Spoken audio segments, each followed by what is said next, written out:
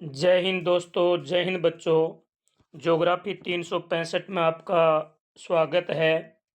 आज हमारा भारत लोग और अर्थव्यवस्था वाली जो पुस्तक है उसका सेकंड लेसन है मानव बस्तियां। तो आइए हम स्टार्ट करते हैं क्वेश्चन नंबर 1 से।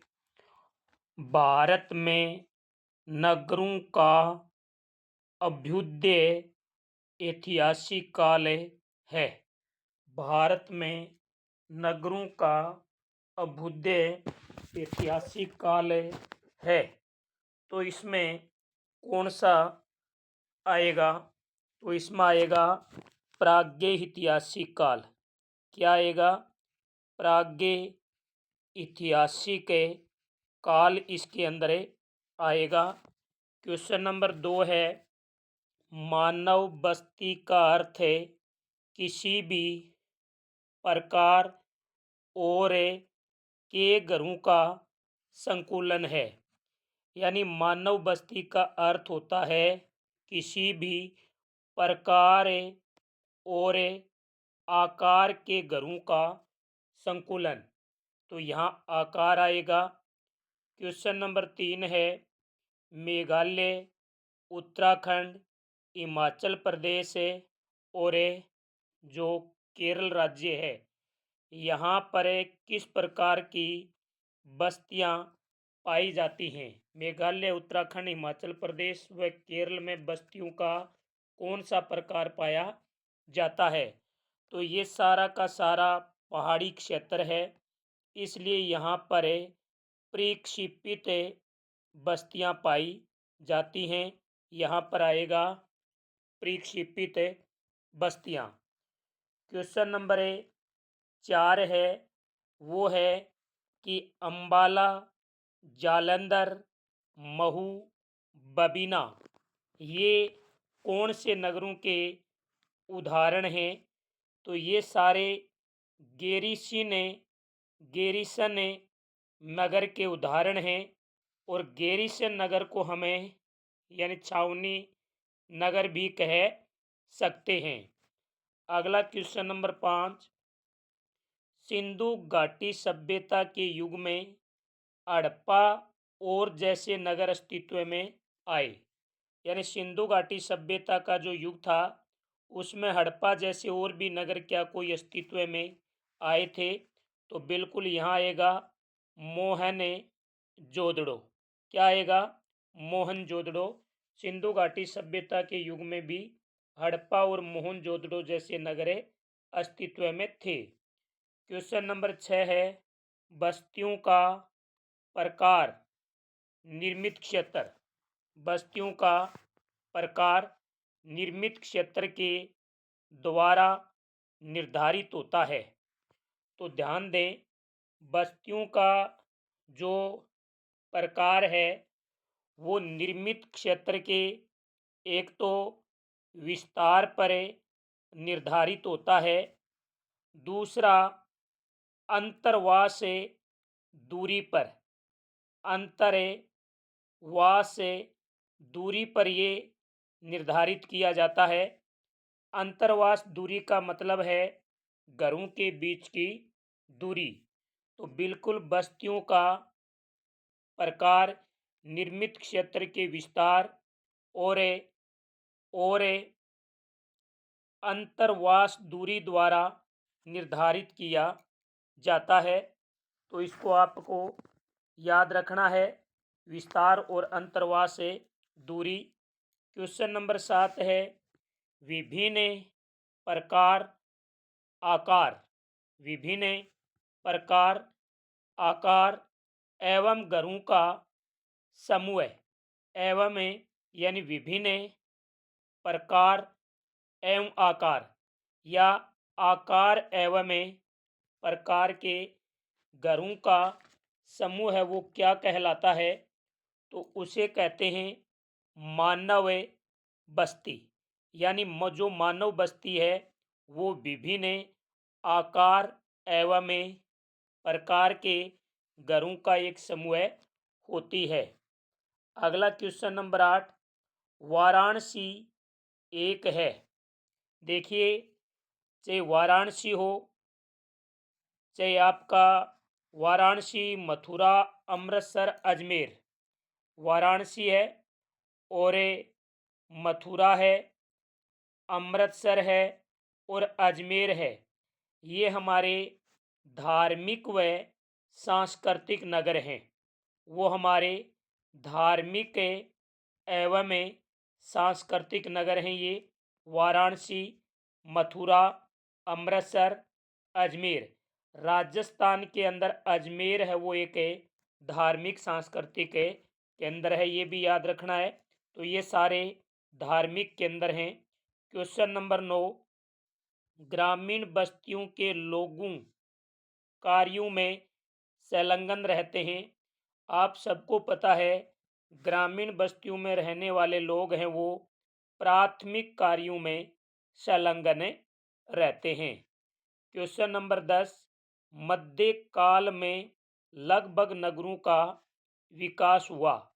तो जो मध्यकाल है इसके अंदर लगभग 100 नगर अस्तित्व में आए थे या 100 नगरों का विकास किया गया था। क्वेश्चन नंबर 11, नगर आर्थिक वृद्धि के नोड के रूप में कार्य करते हैं। नगर आर्थिक वृद्धि के नोड के रूप में कार्य करते हैं। क्वेश्चन नंबर 12 है, घरों का सामूहिक या संकुलित रूप। घरों का सामूहिक या संकुलित रूप है वो क्या कहलाता है? तो उसे कहते हैं गुच्छित बस्ती। उसे क्या कहते हैं? गुच्छित बस्ती। अगला क्वेश्चन नंबर 13, भौतिक रूप से एक दूसरे से अलग बस्तियों को क्या कहा जाता है? यानी भौतिक रूप से एक दूसरे से जो अलग अलग बस्तियां बनी हुई होती हैं, इन बस्तियों को क्या कहा जाता है? तो इन्हें कहते हैं यानी पल्ली कर्त बस्तियां। इन्हें पल्लीकृत बस्तियां कहा जाता है। क्वेश्चन नंबर 14, ग्रामीण और बस्तियां सामाजिक संबंधों, अभिवृद्धि और दृष्टिकोण की दृष्टि से भिन्न है। यानी ग्रामीण और बस्तियां जो सामाजिक संबंधों, अभिवृद्धि और दृष्टिकोण से भिन्न है। तो आपको पता है कि ग्रामीण बस्तियां और नगरीय बस्तियां सामाजिक संबंधों की दृष्टि से भिन्न भिन्न होती हैं। तो यहाँ पर आएगा नगरीय। क्वेश्चन नंबर 15 है, विरल रूप से अवस्थित। विरल यानी दूर दूर, विरल रूप से अवस्थित है जो हमारी छोटी बस्तियां हैं जो कृषि अथवा प्राथमिक क्रिया में विशिष्टता प्राप्त कर लेती हैं, उन बस्तियों को क्या कहा जाता है? एक तो विरल रूप में होनी चाहिए, दूसरी छोटी बस्ती होनी चाहिए, तीसरी बात वहाँ पर कृषि कार्य अर्थात प्राथमिक क्रियाकलाप होना चाहिए, तो उसे हम कहेंगे गांव। इस प्रकार का स्ट्रक्चर आपको जहाँ भी दिखे गांव कहना है। क्वेश्चन नंबर 16, अत्यधिक पास पास मकानों वाली बस्तियां हैं। अत्यधिक पास पास मकानों वाली बस्तियों को हम क्या कहेंगे? इनको हम कहेंगे गुच्छित। अत्यधिक पास पास मकानों वाली बस्ती गुच्छित बस्तियां होती हैं। क्वेश्चन नंबर 17, पाटलिपुत्र नगर का उदाहरण है।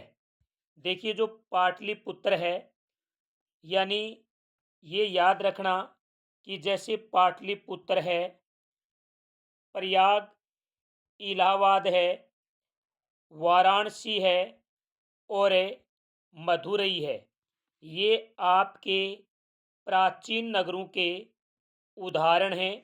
एग्जामिनर पूछ सकता है किन्हीं 4 आधुनिक नगरों के नाम लिखिए, किन्हीं 4 मध्यकालीन नगरों के नाम लिखिए, किन्हीं 4 प्राचीन नगरों के नाम लिखिए। तो पाटलिपुत्र पटना में है, प्रयाग इलाहाबाद में है, वाराणसी यूपी में है और मदुरई।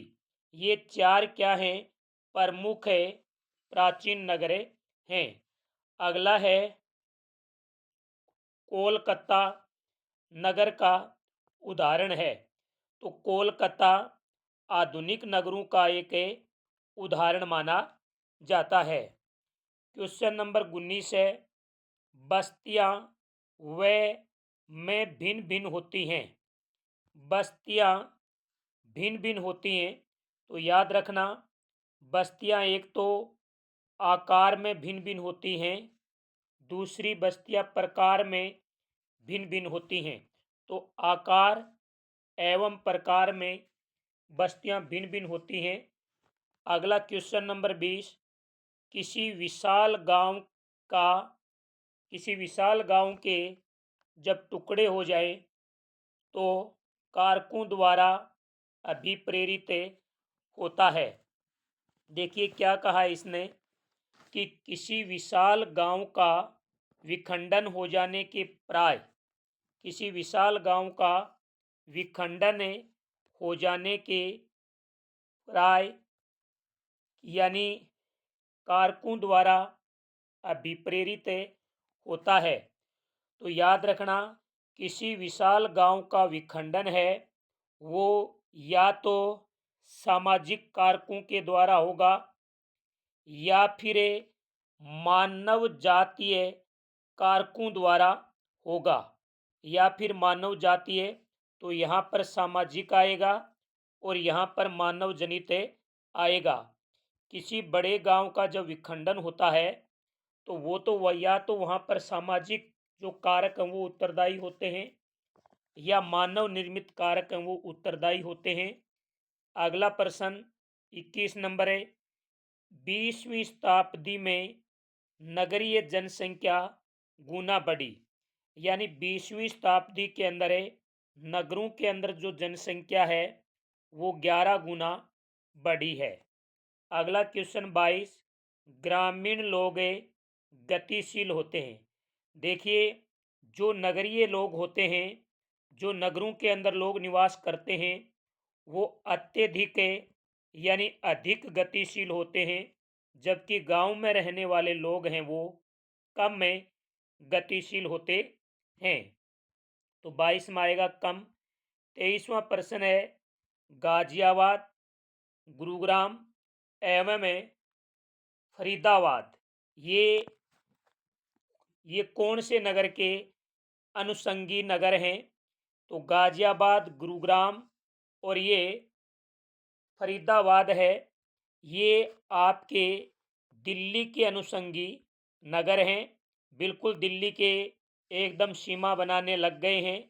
आज दिल्ली, गाजियाबाद, गुरुग्राम और फरीदाबाद में कोई अंतर नहीं रहा, इनके ये अनुषंगी नगर हैं। क्वेश्चन नंबर 24 है, नगरों का निर्माण में प्राचीन नगरों का विखंडन पर रजवाड़े और राज्य मुख्यालयों के रूप में हुआ। यानी जो आपके किला नगर है, जो आपके किला नगर है, किला नगरों का निर्माण मध्यकाल के अंदर हुआ।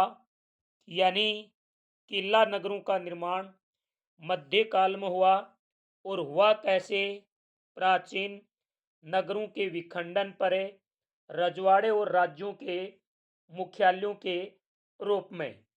25 नंबर क्वेश्चन है, 2000 वर्ष पूर्व भारत में स्थापित ऐतिहासिक भूमिका वाले नगरों को क्या कहेंगे?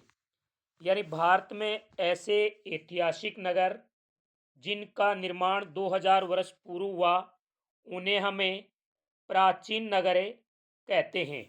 उन्हें हमें प्राचीन नगर के नाम से जानते हैं।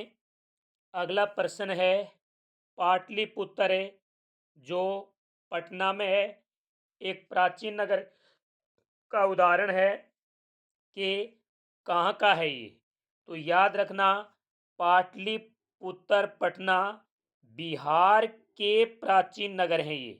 ये बिहार का है, यहाँ बिहार आएगा। आपके सिलेबस में नहीं दिया हुआ है, फिर भी आपको पता होना चाहिए कि जो पाटलिपुत्र पटना है वो कहाँ है, वो बिहार में है। अगला प्रश्न है, उच्च स्तर के प्रशासनिक मुख्यालय वाले शहरों को क्या कहते हैं। जहाँ पर उच्च स्तर के प्रशासनिक मुख्यालय बने होते हैं उनको हम कहते हैं प्रशासन नगर। उनको हमें प्रशासन नगर कहते हैं। क्वेश्चन नंबर 28 है, यानी चंडीगढ़, नई दिल्ली नगर के उदाहरण हैं। याद रखना, चाहे वो आपका चंडीगढ़ हो, नई दिल्ली हो, चाहे वो जयपुर हो, चाहे वो चेन्नई हो, और चाहे वो भोपाल हो, ये चार हैं वो प्रशासनिक नगरों के उदाहरण माने जाते हैं। प्रशासनिक नगरों के 29 नंबर क्वेश्चन है, व्यापार एवं वाणिज्य। व्यापार एवं में यहाँ व्यापार आएगा, यहाँ वाणिज्य आएगा। व्यापार एवं वाणिज्य में विशिष्टता प्राप्त नगरों को वाणिज्यिक नगर कहा जाता है। क्वेश्चन नंबर 30 है, उसमें आएगा परिवहन एवं संचार तंत्र। यहाँ परिवहन आएगा, यहाँ संचार तंत्र आएगा। परिवहन एवं संचार तंत्र ग्रामीण और नगरीय बस्तियों में, ग्रामीण और नगरीय बस्तियों में प्रकार्यात्मक संबंधों का माध्यम है। तो याद रखना, जो क्वेश्चन नंबर 30 यहाँ पर आएगा परिवहन, यहाँ आएगा संचार, और यहाँ आएगा प्रकार्यात्मक प्रकार्यात्मक। क्वेश्चन नंबर 31 है, वो है वह राज्य के प्रमुख पर्यटन नगर हैं। यहाँ पर राजस्थान राज्य के प्रमुख पर्यटन स्थल पूछे हैं। तो इसमें एक तो आपका जोधपुर आता है, जोधपुर के अलावा एक माउंट आबू आता है। जोधपुर और माउंट आबू दोनों ही राजस्थान के प्रमुख पर्यटन नगरों के उदाहरण हैं। क्वेश्चन नंबर 32, भारत में बस्तियां गुजरात के मैदानी भागों में और राजस्थान के कुछ भागों में मिलती हैं। यानी ऐसी कौन सी बस्तियां हैं जो गुजरात के मैदानी भागों में और राजस्थान के कुछ भागों के अंदर ये मिलती हैं। तो इन बस्तियों को हम कह सकते हैं अर्ध गुच्छित बस्ती। इनको हम क्या कह सकते हैं, अर्धगुच्छित बस्ती कह सकते हैं। प्रश्न नंबर 33, भारत में बस्तियां विशेष रूप से देश के उत्तरी मैदानी भागों में मिलती हैं। यानी उत्तरी मैदानी भागों के अंदर कौन सी बस्तियां आपको मिलेंगी, तो उत्तरी मैदानी भागों के अंदर आपको गुच्छित बस्तियां मिलेंगी। तो इसमें क्या आ जाएगा, गुच्छित बस्ती आ जाएगा।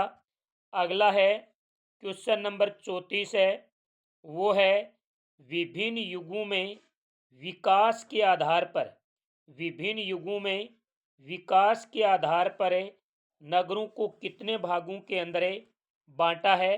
तो 3 भागों के अंदर बांटा है। जैसे प्राचीन नगर है, मध्यकालीन नगर हैं और आधुनिक नगर हैं। क्वेश्चन नंबर 35 है, वह बड़े अधिवास जिसमें एवं क्रियाकलापों का वैशिष्टीकरण मिलता है वह नगरीय बस्तियां कहलाती हैं। याद रखें, वे बड़े अधिवास जिसमें द्वितीयक, यहाँ क्या आएगा, द्वितीयक एवं तृतीयक, द्वितीयक एवं तृतीयक क्रियाकलापों का वैशिष्टीकरण मिलता है, उसे नगरीय बस्तियां कहा जाता है। तो आज हम इसके इस लेसन के इस 1 नंबर वीडियो में 35% ही देखेंगे। बाकी के जो 37 क्वेश्चन रहे हैं वो हमें सेकंड वीडियो के अंदर लेके आएंगे। तो उम्मीद करता हूँ कि ये वीडियो, ये पर्सन, हमारी मेहनत आपको बहुत अच्छी लग रही होगी। तो वीडियो को ज़्यादा से ज़्यादा अपनी मित्र मंडली में शेयर करें। जो विद्यार्थी, जो मित्र हमारे चैनल पर पहली बार विजिट कर रहे हैं, वो चैनल को सब्सक्राइब जरूर कर लें। जय हिंद, जय भारत। मिलते हैं अगले वीडियो के साथ।